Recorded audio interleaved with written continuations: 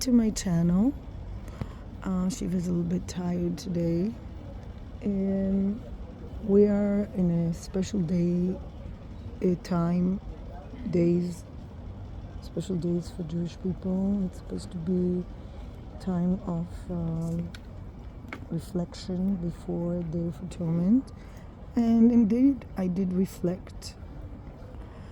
Earlier I was in the synagogue. She was also there a little bit, and then I watched a really inspiring video by an English person whose name I don't remember. It's called JTube, about the difference between Christianity and Judaism concerning forgiveness. So the Charlie Kirk murder is still a very much talked about topic, and will be for a long time. And the way the widow of Charlie Kirk had forgiven the murderer had caused people to admire her. But I'm not trying to say something negative about her, but there was a very good analysis by this YouTuber about the difference between forgiveness in Judaism and Christianity. Christianity is unconditional, whereas in Judaism, a person has to express regret and he has to make amends. He has to do some work in order to be forgiven. And definitely murder is a very complicated topic, also in the Bible.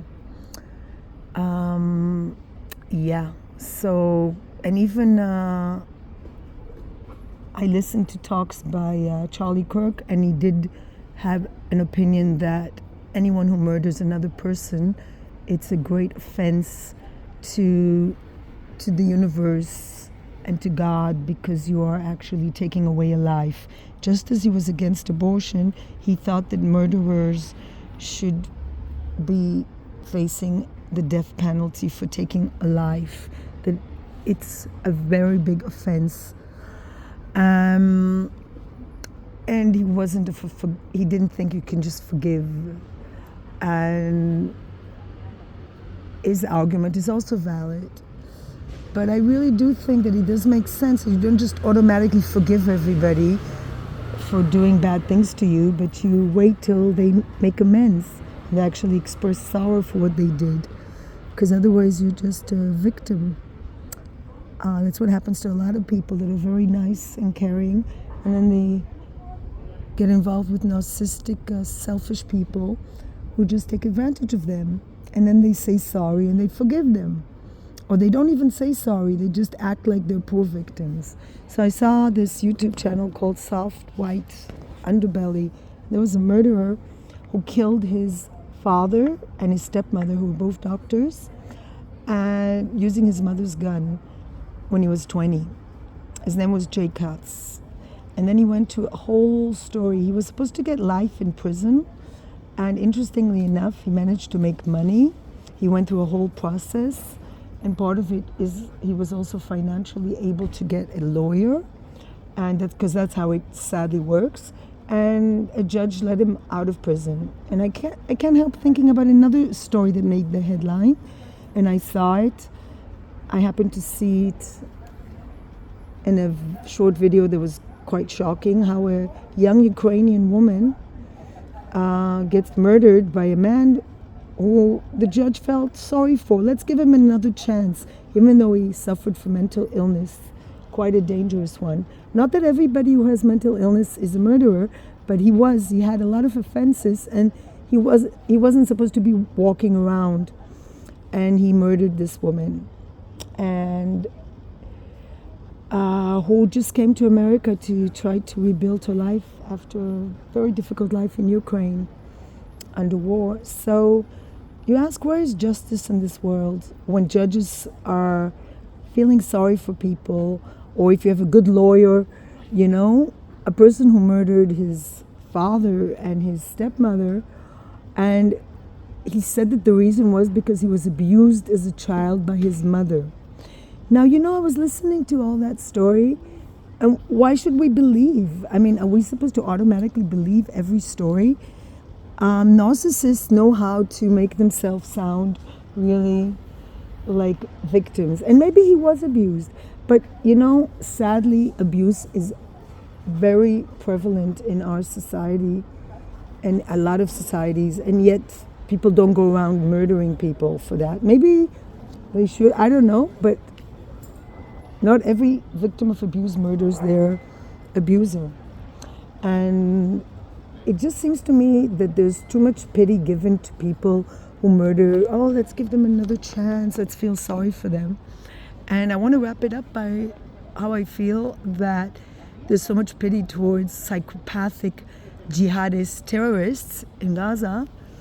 No, not to them, but the people of Gaza. Okay, but if indeed you feel pity towards these people and you live in Europe and Australia or US, ask yourself one question: how come all the adjacent countries, Jordan that has the same population, Egypt that has similar population, all these countries in the Middle East, why don't they take even one child? Of course, I don't think children are innocent. They don't have to live this life. But when there's a terrorist organization that uses them as body shields and still holding our hostages, and they get pity from like all the countries, oh, let's give them a country. That's a wonderful reaction after the massacre of October 7th and the still keeping of hostages and the still terror threat towards Israel, that there's not a week that goes by without a terror attack.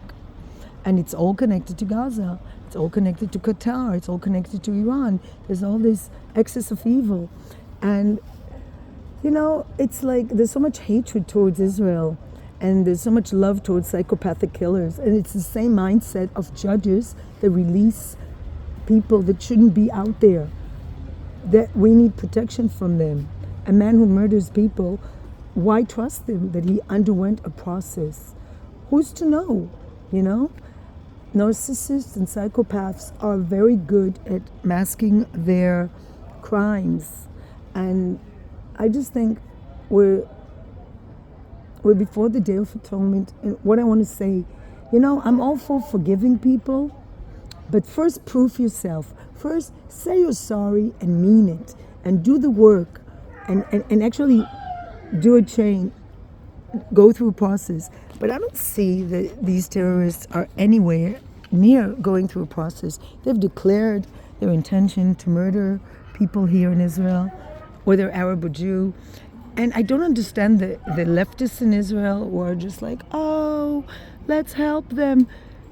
Didn't you learn your lesson after what happened on October 7th? These people got so much help, so much support from the leftist people living in the kibbutzim, and yet they had no problem coming in their homes and massacring them, their old people, young people, babies, dogs, cats, cows, anything. These people are psychopathic murderers, and yet they get pity.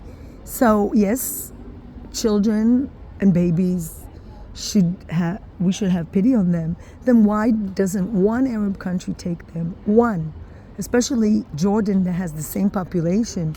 They're the same ethnic origin. But yet they don't want them.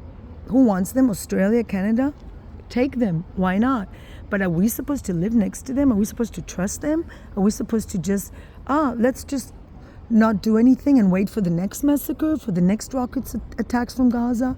Because once the army gets out of there, who's to say they're not going to come and do another October 7th? Because they declared they will.